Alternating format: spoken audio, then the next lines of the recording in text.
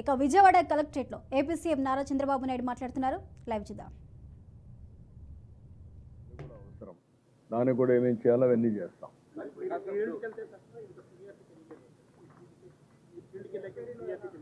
అంటే వచ్చినటువంటి ఇది ఆల్ ఆఫ్ ఎ సడన్ ఆ నీళ్లు కూడా యాడ్ అయినాయి. బుడమేరు ఎప్పుడు ఇంపల్సివ్గా వస్తుంది. వచ్చినప్పుడు ఆ నీళ్లు చేరే కొందికి అంత మునుపు కొన్ని ప్రాంతాల్లో నీళ్లు వస్తాయని ఎక్స్పెక్ట్ చేశారు.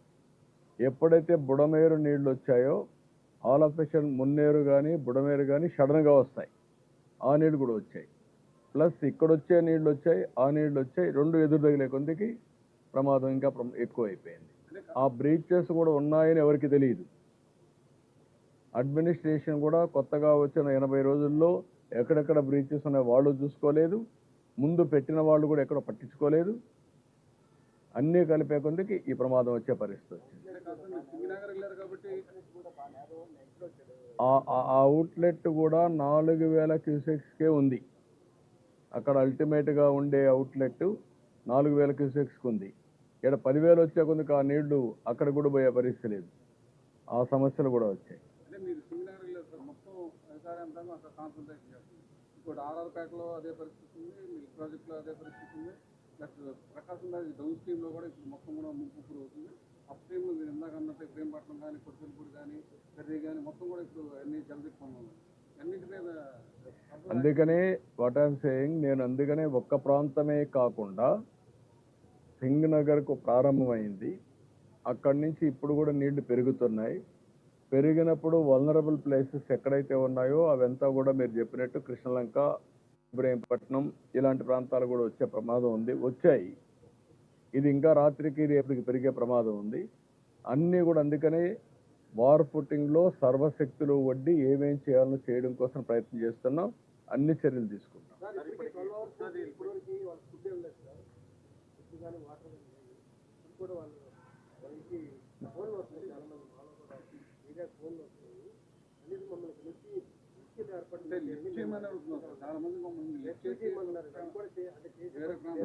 అంటే ఇప్పుడు నేనేమంటానంటే రాత్రికి అందరినీ తీసుకురావాలంటే ఒక 1000 మందిని 2000 మంది తీసుకురాగలుగుతాం.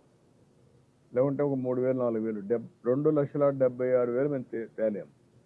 ముందు మనం చేయాల్సింది ఏంటంటే అందరికీ కొన్ని సదుపాయాలు అరేంజ్ చేస్తే ఫస్ట్ ఫ్లోర్లో సెకండ్ ఫ్లోర్లో వాళ్ళు ఉంటే రేపు మార్నింగ్ నుంచి ఈ హెలికాప్టర్స్ ఇవన్నీ వచ్చిన తర్వాత ఇప్పుడు కూడా ఎవరైనా అత్యవసరంగా రావాల్సిన చిన్నపిల్లలు, ముసలి వాళ్ళు, లేకుంటే అనారోగ్యంగా ఉండే వాళ్ళని తీసుకొద్దాం.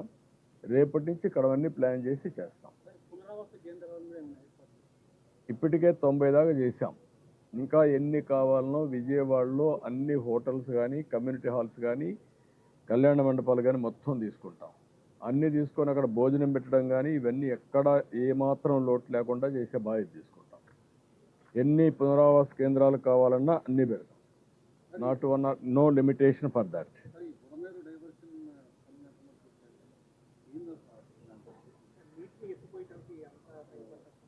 మరి ఇప్పుడు ప్రస్తుతానికి బుడమేరు ఆ బ్రీచెస్ క్లోజ్ చేయడానికి కూడా రాత్రి లైట్లు పెట్టి అక్కడ వర్క్ కూడా స్టార్ట్ చేశాం. జనరేటర్ పెట్టాం, లైట్లు పెట్టాం. అవి ఆ బ్రీచ్ని ఏ విధంగా క్లోజ్ చేయాలనో రోడ్డు అవన్నీ యాక్సెస్ పెట్టి అవన్నీ చేయడం కోసం ప్రయత్నం చేస్తున్నాం.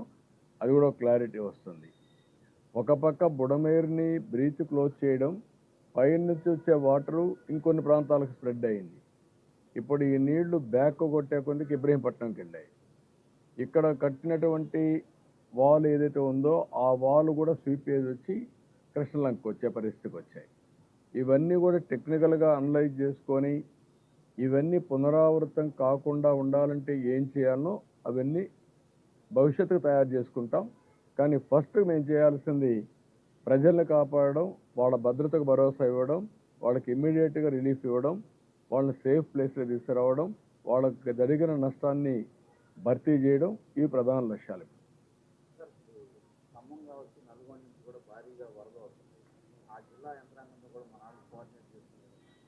అంటే మనకి ఎక్కడికక్కడ నీళ్లు ఎంత వస్తున్నాయో వచ్చేస్తున్నాయి. వాళ్ళు అక్కడ నీళ్లు నిలిపే పరిస్థితులు లేరు. ఎక్కడైతే వర్షం పడిందో ఆ వర్షం అంతా మున్నేరుకు వస్తుంది. లేకపోతే ఇక్కడికి వచ్చే కొందికి బుడమేరకు వచ్చేస్తుంది, అవన్నీ వచ్చేస్తాయి. వచ్చినప్పుడు దాన్ని మనం కూడా శ్రీశైలం, నాగార్జున సాగర్, పులిచింతల ఏమాత్రమైనా హోల్డ్ చేయగలిగితే అవి కూడా ఆలోచిస్తున్నాం. నేను మధ్యాహ్నం కూడా మీకు చెప్పాను, పులిచింతల నుంచి 6 గంటలు ఇక్కడ రావడానికి పడుతుంది. పులిచింతల్లో కొంత వాటర్ కట్ చేసాం, అక్కడ ఇంపౌండ్ చేయగలిగినంత వరకు అక్కడ ఇంపౌండ్ చేస్తున్నాం. కానీ అక్కడ కూడా ఇంపౌండ్ చేయలేనప్పుడు ఆ వాటర్ కంపల్సరీ రావాల్సి వస్తుంది. అదే మరి ఇంటర్మీడియట్ వచ్చేటివన్నీ కూడా మున్నేరు, బుడమేరు ఇవన్నీ కూడా వచ్చే పరిస్థితి వస్తున్నాయి. ఇవన్నీ రాత్రికి మాకు క్లారిటీ వస్తుంది, తగ్గుతుందా ఇంకా పెరుగుతుందా అవర్లీ చూస్తున్నాం.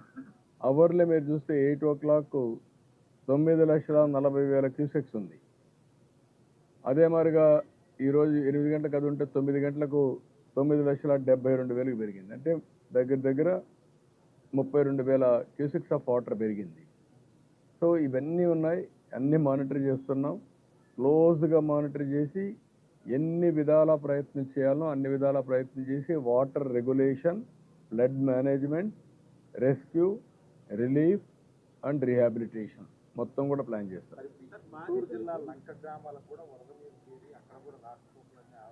ఉన్నాయి, ఆ ప్రాబ్లమ్స్ కూడా వస్తున్నాయి. దానికి కూడా అందుకే రేపు హెలికాప్టర్స్ అన్నీ వస్తే ఎక్కడెక్కడ అవసరమో డిప్లాయ్ చేసుకుంటాం. వాళ్ళకు కూడా ఏమేం చేయాలో అన్ని వర్కౌట్ చేస్తాం.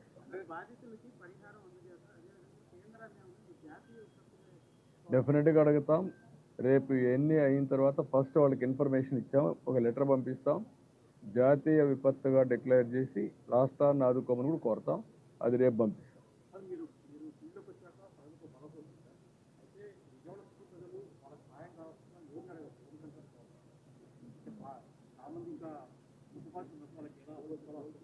అంటే మీ కాల్ సెంటరు నేను 2 నెంబర్లు పెట్టాము కాల్ సెంటర్. అదేమ్మా ఇప్పుడే ఇస్తాను ఆ నెంబరు, చూడ ఎటువంటి ఆ నెంబర్ అండి. ఇప్పుడు నేను కమాండ్ కంట్రోల్ నెంబర్ 112 లేకపోతే 107 ఈ నెంబర్కి కాల్ చేయండి. 112-107 ఇక్కడ నెంబర్ ఆఫ్ కాలర్స్ని పెట్టాం, నెంబర్ ఆఫ్ లైన్స్ పెట్టాం. ఇక్కడ ముందు ఇచ్చిన నెంబరు ఓన్లీ 1 నెంబర్ ఉంది, ఇది కలెక్టరేటివ్. ఇది కంట్రోల్ రూమ్ పెట్టి అక్కడ ఎవరు చేసినా అవన్నీ కన్సాలిడేట్ అవుతాయి. నేను కూడా అందరికి IVRS ఇస్తాను, నా పేరుతో ఇది అవుతాను. ఒక IVRS తీసి నేను కూడా పంపిస్తున్నా. వాళ్ళు ఇచ్చిన ఫీడ్బ్యాక్ తీసుకుంటా, రెగ్యులర్గా వాళ్ళతో టచ్లో ఉంటా, మీ ద్వారా కూడా తెలియజేస్తా. ఎప్పటికప్పుడు వాళ్ళ ఫీడ్బ్యాక్ కూడా తెలుసుకొని అవసరమైతే మళ్ళీ నాకు కృష్ణలంక ఆ ప్రాంతం కూడా తెప్పించుకుంటాను, ఇబ్రహీంపట్నం తెప్పించుకుంటాను. కాంప్రహెన్సివ్గా ఒక హ్యూమన్లీ ఏమేం పాసిబిలిటీ ఉంటే అన్నీ చేస్తాం. నో క్వశ్చన్ ఆఫ్ కాంప్రమైజ్, ఎక్కడ రాజీ పడే పరిస్థితి లేదు. ఈ అవసరమైతే 3-4 రోజులు మేలుకుంటాం, రాత్రి మగుళ్ళు పనిచేస్తాం. ప్రతి ఒక్కరికి న్యాయం జరిగిన తర్వాత ఇక్కడి నుంచి బయలుదేరాం.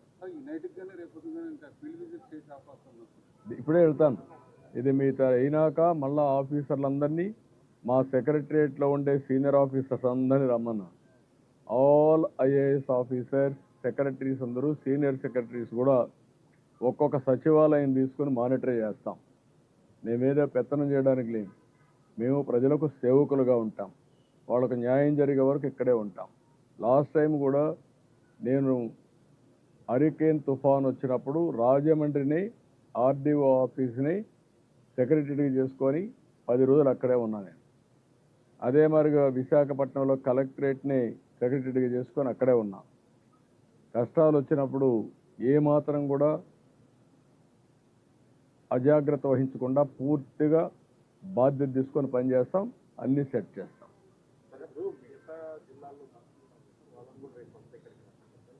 అవసరమైతే అక్కడ కూడా కొన్ని చిన్న చిన్న ప్రాబ్లమ్స్ ఉన్నాయి, ఎందుకంటే అన్ని దిక్కల వర్షాలు పడ్డాయి. అవన్నీ చూసుకొని ఫ్రీగా ఉండే మంత్రులను రమ్మంటాం, వాళ్ళు కూడా సూపర్వైజ్ చేయమంటాం. అంటే శ్రీశైలం, జూరాల అవి కొంత ఆల్మట్టి అవి కొంత తగ్గాయి. అయితే శ్రీశైలం నుంచి నాగార్జున సాగర్కి వచ్చేవి కూడా తగ్గుతున్నాయి. నాగార్జున సాగర్ మళ్ళా పులిచింతల నుంచి కిందికి వచ్చే డౌన్ స్ట్రీమ్లో ఎక్కువ వస్తున్నాయి.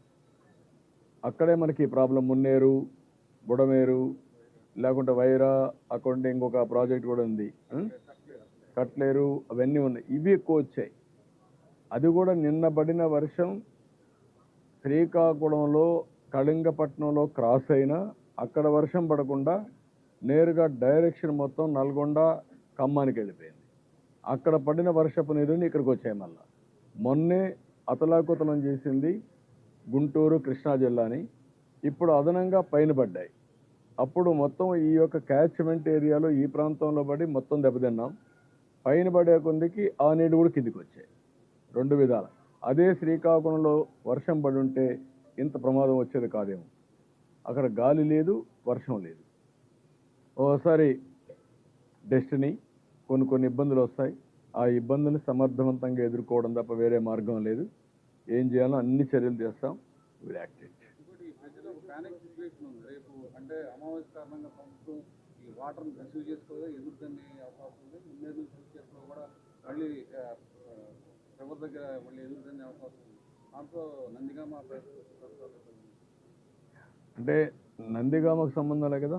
అది మరి ముందే మొత్తం హైవే మీదకి వచ్చేసి ఒకవేళ వచ్చినా కూడా సముద్రం నుంచి కిందికి వస్తే ప్రకాశం బ్యారేజ్ కిందన కదా ఇవన్నీ.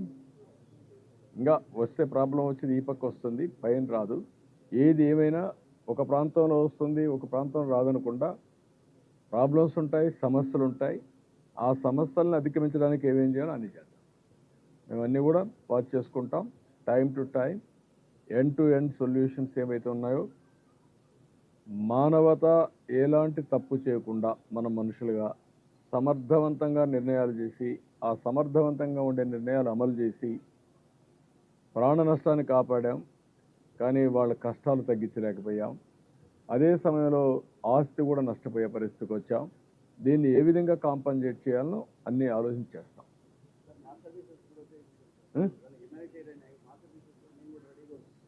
అందరం కలిసి చేయాల్సిన అవసరం ఉంది. ఇప్పుడు ఒకరి మీద ఒకరు ఇది చేసుకోవడం కాదు. ప్రజలను కూడా అప్పీల్ చేస్తున్నా, దయచేసి అర్థం చేసుకోండి. ఇది ఒక విధంగా మేము వచ్చిన 80 రోజుల్లో ఇది రావడం అనేది మొన్నటి వరకు ఆనందపడ్డాం. వర్షాలు బాగుపడ్డాయి, కరువు తగ్గుతుందని, రిజర్వాయర్స్ అన్నీ బాగా ఫుల్ అయ్యాయని. అదే సమయంలో ఈ కష్టం కూడా తెచ్చిపెట్టింది. ఏది ఏమైనా అన్ని విధాల ప్రయత్నం చేస్తాం. అందరి సహకారం తీసుకుంటాం. మీరు కూడా ప్రజలకు ఎప్పటికప్పుడు తెలియజేయండి. మనం ప్రభుత్వం చేసే పనులన్నీ ప్రతి ఒక్కరికి, చివరనున్న ప్రతి ఒక్కరికి వాళ్ళ కష్టం తగ్గించి, బాధలు తగ్గించి సహాయం చేయడం మా ఆలోచన చేస్తాం. Thank you. నేను రాత్రికి ఇక్కడ ఉంటా, మళ్ళీ వెళ్తా. మీకు ఏదైనా ఉంటే టైం టు టైం మేము బులెటిన్ రిలీజ్ చేస్తాం. అవర్లీ బేసిస్ ఎంత వాటర్ వస్తుందో అవి కూడా రిలీజ్ చేస్తాం. అదే సమయంలో ఏమేమి రిలీఫ్లు చేస్తున్నాం, ఏమేమి డెవలప్మెంట్ ఉన్నాయి అన్నీ చేస్తాం. మీకు ఒకటే దీనికి సమాధానం, పెద్ద ఎత్తున సహాయ కార్యక్రమాలు చేయాలి. అదొకటే మార్గం. రెండోది, ఎంతమందిని వీలైతే తీసుకొచ్చి ఏదో రీహాబిలిటేషన్ సెంటర్లో పెట్టి, క్యాంపులు పెట్టి, అన్ని విజయవాడలో ఎన్ని ఫంక్షన్ హాల్స్ ఉంటే అన్నీ పెడదాం. అవసరమైతే హోటల్స్ కూడా తీసుకోమని చెప్పాను మా వాళ్ళకి. ఏమి కొంపలేం కూలిపోవు, హోటల్ కూడా తీసుకుందాం, అన్ని దిక్కలా పెడదాం. ప్రజల కంటే మించింది ఏం లేదు. అన్నీ కూడా తీసుకుంటాం. అన్ని తీసుకొని అన్ని చర్యలు తీసుకుంటాం. Thank you.